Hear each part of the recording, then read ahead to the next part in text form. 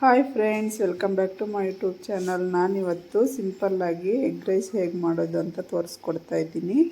ನಮಗೆ road side ಸಿಗುತ್ತಲ್ಲ ಗಾಡಿಗಳಲ್ಲಿ, ಆ ಥರ ಟೇಸ್ಟ್ ಬರುತ್ತೆ, ತುಂಬಾ ರುಚಿಯಾಗಿರುತ್ತೆ. ಈ ರೀತಿ ಒಮ್ಮೆ ಟ್ರೈ ಮಾಡಿ ನೋಡಿ. ನಾನಿಲ್ಲಿ ಒಂದು ಬಾಣಲಿಗೆ ಒಂದು ಸ್ವಲ್ಪ ಎಣ್ಣೆ ಹಾಕ್ಕೊಂಡು ಒಂದೆರಡು ಹಸಿಮೆಣ್ಸಿಕಾಯಿ ಮತ್ತು ಒಂದು ಸ್ವಲ್ಪ ಕರಿಬೇವು, ಒಂದು 4 ಈರುಳ್ಳಿನ ಚಿಕ್ಕದಾಗಿ ಕಟ್ ಮಾಡಿಕೊಂಡು ಹಾಕ್ಕೊತಾ ಇದ್ದೀನಿ.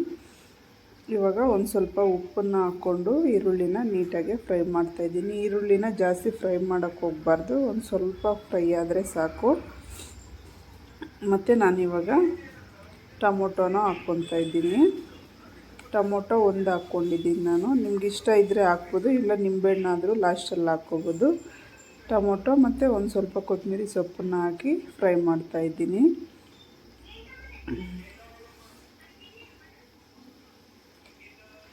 ಟೊಮೊಟೊ ಹಾಕಿದ್ಮೇಲೆ ನಾವು ಸ್ವಲ್ಪ ಉಪ್ಪು ಹಾಕ್ಕೋಬೇಕು. ಆವಾಗ ಟೊಮೊಟೊಗೆ ನೀಟಾಗಿ ಉಪ್ಪು ಎಲ್ಲ ಹಿಡ್ಕೊಳ್ಳುತ್ತೆ ನೋಡಿ. ಇವಾಗ ಇದೆಲ್ಲ ಫ್ರೈ ಆದಮೇಲೆ ನಾನು ಒಂದು 6 ಮೊಟ್ಟೆನ ಈ ರೀತಿ ಫಸ್ಟೇ ಒಡೆದಿಟ್ಕೊಂಡಿದ್ದೆ, ಅದನ್ನು ಸೇರಿಸ್ಕೊಂಡು ಇವಾಗ ನೀಟಾಗೆಲ್ಲ ಫ್ರೈ ಮಾಡ್ತಾಯಿದ್ದೀನಿ.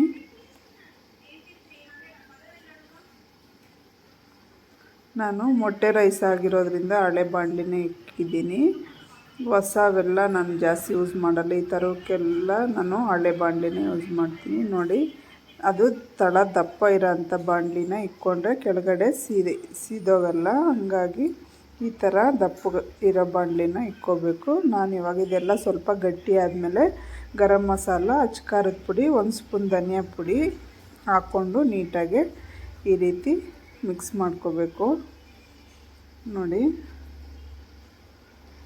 ಈ ಥರ ಉಂಡೆ ಉಂಡೆ ಆಗೋವರೆಗೂ ಫ್ರೈ ಮಾಡಿಕೊಂಡ್ರೆ ಅನ್ನದ ಜೊತೆಲಿ ತಿನ್ನಲಿಕ್ಕೆ ಮೊಟ್ಟೆ ಚೆನ್ನಾಗಿರುತ್ತೆ.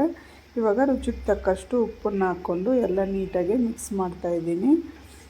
ಈ ಮೊಟ್ಟೆ ರೈಸು ಈ ಮಳೆ ಬರೋ ಟೈಮಲ್ಲಿ ಮಾಡ್ಕೊಂಡು ತಿಂದರೆ ತುಂಬಾ ಚೆನ್ನಾಗಿರುತ್ತೆ ನೋಡಿ. ಸ್ವಲ್ಪ ಖಾರ ಹೆಚ್ಚಾಗಿ ಹಾಕಬೇಕು ನಾವು, ಅವಾಗೇ ಚೆನ್ನಾಗಿರೋದು. ಕಮ್ಮಿ ಹಾಕಿದ್ರೆ ಅಷ್ಟು ಚೆನ್ನಾಗಿರಲ್ಲ ನೋಡಿ. ನಾನು ಫಸ್ಟೇ ಅನ್ನ ಮಾಡಿಕೊಂಡಿದ್ದೆ, ಅದು ಇವಾಗ ಹಾಕ್ಕೊಂಡು ಮೇಲೆ ಸ್ವಲ್ಪ ಕೊತ್ತಂಬರಿ ಸೊಪ್ಪನ್ನು ಹಾಕಿ ನೀಟಾಗಿ ಮಿಕ್ಸ್ ಮಾಡ್ತಾಯಿದ್ದೀನಿ.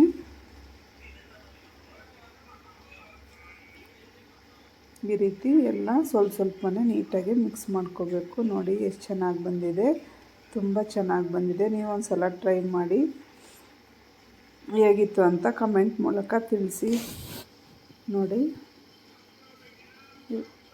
ಇವಾಗ ನಾನು ಒಂದು ಪ್ಲೇಟ್ಗೆ ಸರ್ವ್ ಮಾಡ್ತಾಯಿದ್ದೀನಿ ನೋಡಿ.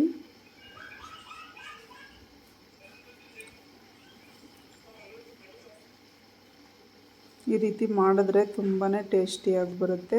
ಮಾಡೋದನ್ನು ತುಂಬಾ ಸುಲಭ, ಬೇಗ ಒಂದು 10 ನಿಮಿಷಕ್ಕೆಲ್ಲ ಆಗಿಬಿಡುತ್ತೆ ಈ ರೈಸ್ ಅಂತೂ. ಮಕ್ಕಳು ಸ್ಕೂಲಿಂದ ಬಂದಮೇಲೆನೂ ಮಾಡಿಕೊಡ್ಬೋದು, ಮತ್ತು ಬೆಳಗ್ಗೆ ಮಧ್ಯಾಹ್ನ ಊಟಕ್ಕೂ ಮಾಡಿಕೊಡ್ಬೋದು. ಯಾವಾಗ ಇಷ್ಟ ಆಗುತ್ತೋ ಆವಾಗ ಸಿಂಪಲ್ಲಾಗಿ ನಮಗೆ ತಿನ್ಬೇಕು ಅನ್ನಿಸ್ದಾಗ ಈ ರೀತಿ ಮಾಡ್ಕೊಂಡು ತಿಂದರೆ ತುಂಬಾ ಚೆನ್ನಾಗಿರುತ್ತೆ. Thank you friends.